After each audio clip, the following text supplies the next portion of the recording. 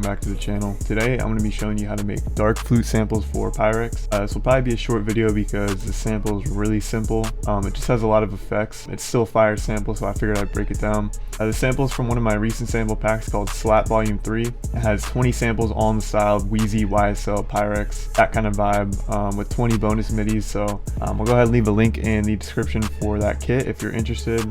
But yeah, as usual, I'm going to go in and break everything down that I did to make this sample. So the MIDI, the effects, the master, all that. So don't forget to like the video, subscribe to the channel, and let's get right in.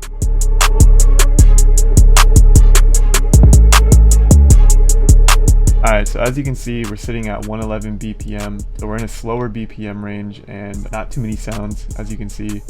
Not too much going on, really simple, but still some interesting effects and techniques that I want to show. I have the original MIDI right here that I kind of used in the sample with different layers, and then I added a flute and a bass, and that's pretty much it for the sample. So I'll go ahead and play it so you can hear how it sounds, and then I'll go in and break down everything that I did.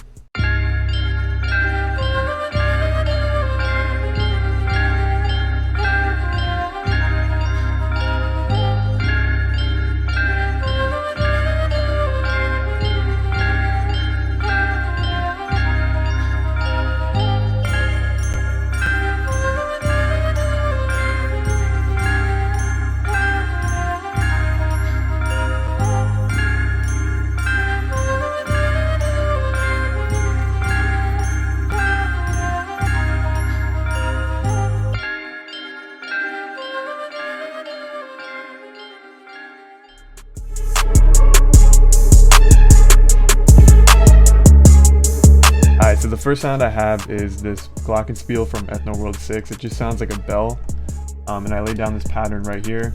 A really simple, really repetitive pattern that just has some minor changes. For the effects, I added an EQ to take out the low end. I added some Kramer tape to add some wobble. And then I added this preset from Valhalla Ubermod that kind of adds some, it almost reverses it and just adds some reverb. And then another EQ to take out some harsh frequencies, tremolator to make it go in and out, and man to make it pan back and forth from left to right. So I'll go ahead and play how that sounds just by itself.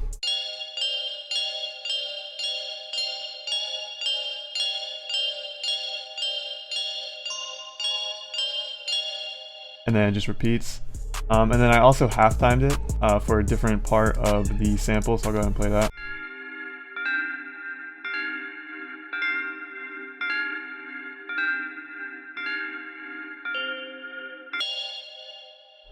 Yeah, really simple, just a lot of effects. Alright, so once I had that sound with all the effects on it that I wanted, I rendered it out as an audio file with and without halftime. So I have the file right here that has halftime on it, and I pitched it down 3 semitones, and then I put it to a separate mixer track.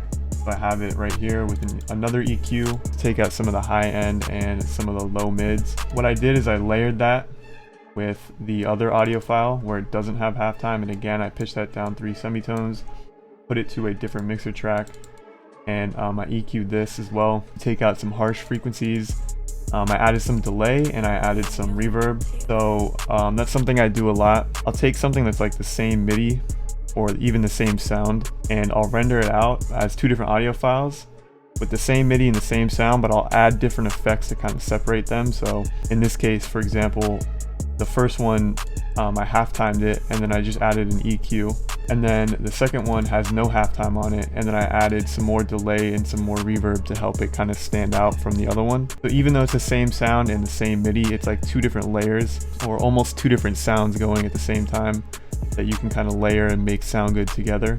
So yeah, I have that going. And then I have a second part where I pitch up the part that is not half-timed. So as you can see right here, for the first part, it's pitched down 3. And then so for an octave up, I pitched it up 9. And I have it at the same mixer track as the other one. So I'll go ahead and play how that sounds all together.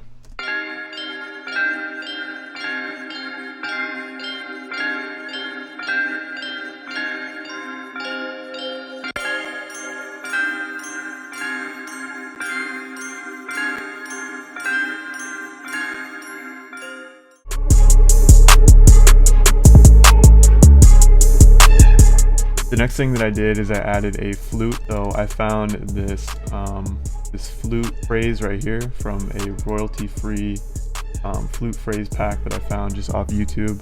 So I made sure to find the key of it, and then I pitched it to fit the key of what I had already. And then I just kind of chopped it up and arranged it to fit the sample. Yeah, and then I added some effects after that where I EQ'd out a lot of the low end and then some of the high end, because a lot of times with flutes, there's like a really weird high end that kind of just sounds like breath. It's like really airy and breathy, and it just doesn't sound good. So made sure to take that out. I added some Echo Boy for some delay and reverb. And then I added another Valhalla vintage verb for some more reverb, tremolator to make it go in and out. So I'll go ahead and play how that sounds just by itself.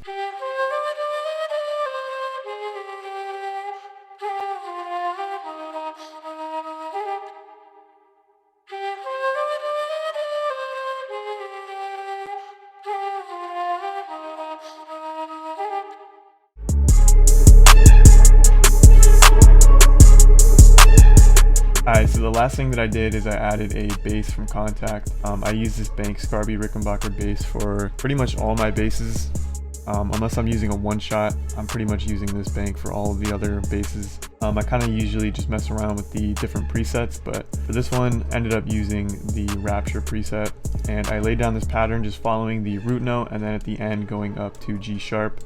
And I added these little small notes to add kind of a cool bop effect to the bass. With the velocity a lot lower than the other notes. I'll go ahead and play how that sounds just by itself.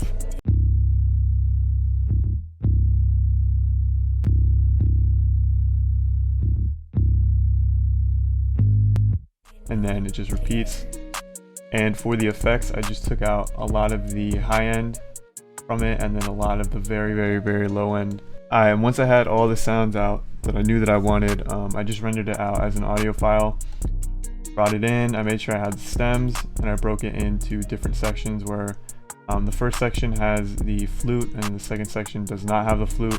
And so yeah, and then I added the bass right here for the first section, and then this section does not have the flute. And then I just took this part with the flute right here, copied it over to the end, and then just took the bass out so that if people want to chop it up and they want to use the sample just as it is, they can do that, or they can use the stems at the end. And then for the master, I just added some fresh air to boost the high end, some virtual tape machine to make it sound more vintage, a compressor, and then I used Maximus to boost the volume. And that's pretty much it for the sample. Like I said, really simple, just kind of a lot of effects and layering the same sound, kind of making a unique combination of sounds with this one MIDI and this one sound that I had by half timing it and layering it with the other layer and adding separate effects to both of them, and then just adding the flute and then a bass, and just keeping it simple. So yeah, hopefully you learned something new. Like I said, I'll leave a link down in the description for SLATT Volume 3. Has 20 samples in this style. Don't forget to like the video, subscribe to the channel, and I'll see you in the next video.